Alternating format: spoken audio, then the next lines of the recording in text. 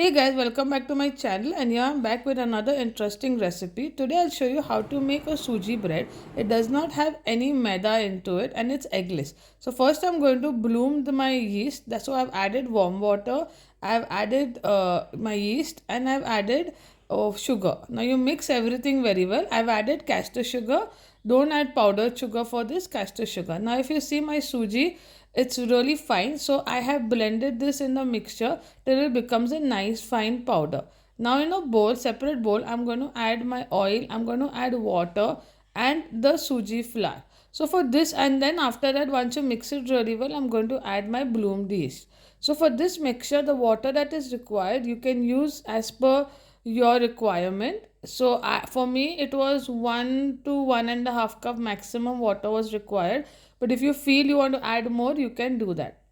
So here you can see that I'm mixing the all the dry ingredients with the yeast, and I've added a little bit of more water so that it starts combining together really well, and then we're going to keep it aside for 10 minutes. So this is because the Suji will absorb the water and start getting thicker. So this is how it will be. Then after 10 minutes, I'm going to knead it again. So basically you need to add water so that everything starts combining together really well. So here you can see I'm going to knead it a little bit. And then after that, I'm going to just make it into a ball shape, and we are going to proof it for around, you can do for 1 to 2 hours, but I did it for like 40 minutes because it became double in size. So you can do even 1 to 2 hours, that is also good enough.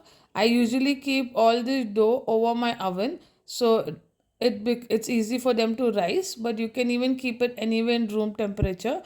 And then now you can see after my dough is proofed, I'm adding a little bit more Suji, and I'm going to knead it again really well.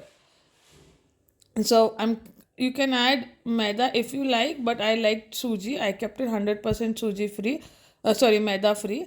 And now you can see I dusted more of Suji. I'm flattening the dough, and then I'm going to roll it so that we can make it like a bread shape.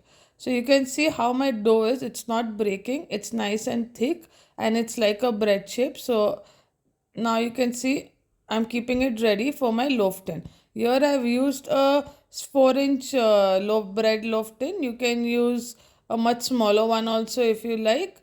And I'm just flattening it inside. My bread tin is oiled with, it's greased with oil. You can even add parchment paper, butter, whatever you feel like.